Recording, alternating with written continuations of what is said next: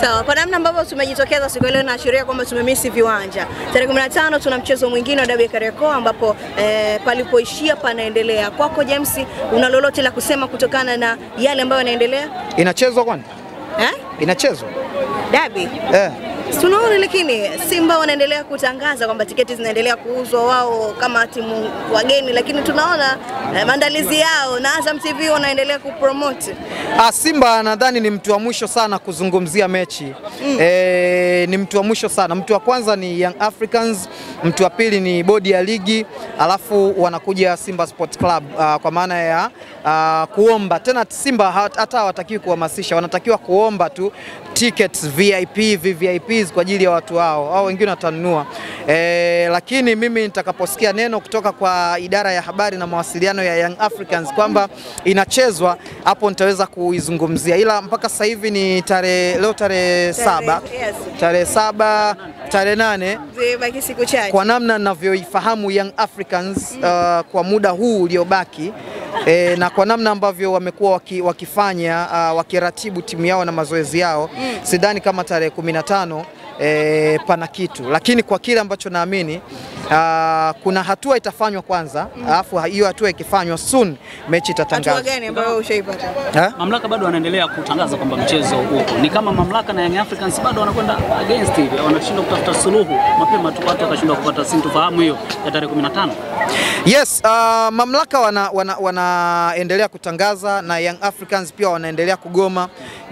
Young Africans wanajua sababu, wanajua kwa nini wanagoma. Na ukimwona mtu amekaa ukimwona ndege amekaa kwenye tawi la mti, mara nyingi sio amekaa kwenye tawi la mti kwa sababu ya ule mti anauamini. Amekaa kwenye lile tawi la mti kwa sababu ya mbawa zake ndio anaziamini. Kwa hiyo kitokea lile tawi likavunjika, yeye anaruka. Ndicho kinatokea Yanga. Yanga ni ndege ambaye amekaa juu ya mti, juu ya tawi. Sio kwamba analiamini lile tawi, anaamini mbawa zake. Kwa hiyo kitendo cha Yanga kusema kama mlitumia busara kuvunja mchezo wa tarehe 8, tumieni busara kuvunja mchezo wa tarehe 15. Kuna namna naamini ameshikilia, anajua. Kama unawasupport Yanga msimamo wao kutokupeleka timu uwanjani? Hapana, mimi sijawahi kusupport Young Africans wala Simba Sports Club wala bodi ya ligi, ila mimi na support weledi.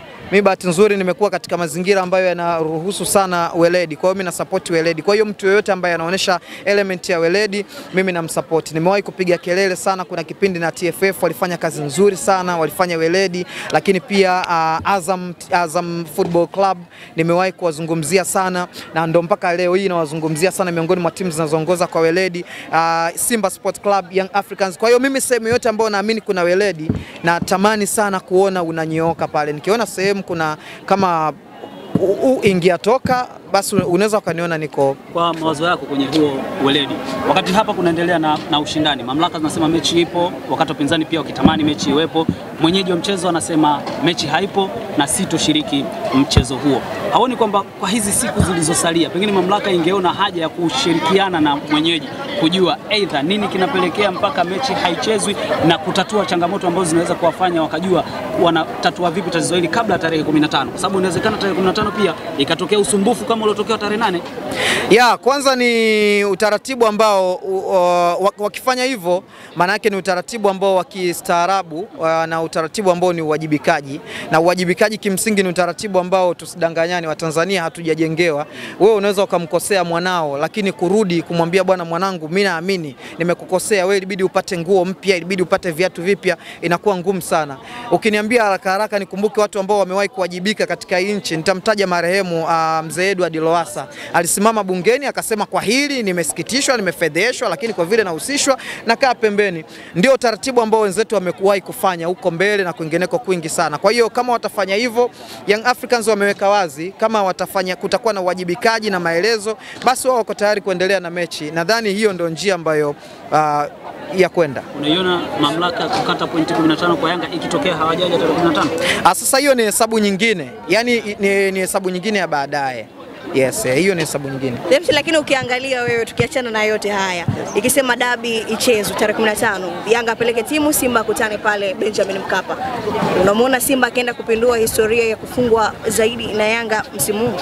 Yes, anaweza. Mimi miongoni mwa walimu ambao nimewapa tiki ni Fadlu Rahman Davis. Ni mwalimu mzuri sana kusema kweli, mimi namkubali na naamini mbinu zake sana. Ukiangalia mchezo uliopita wa Simba Sports Club dhidi ya Young Africans, namna ambavyo mchezo ulikuwa unaenda, kama uliufuatilia uliona Fadlu hakuwa vibaya, timu ilikuwa vizuri.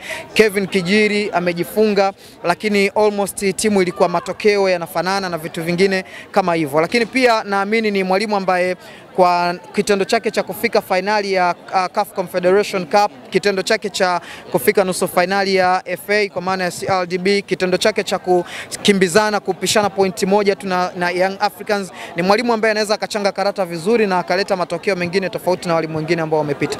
Shukrani. Nashukuru sana.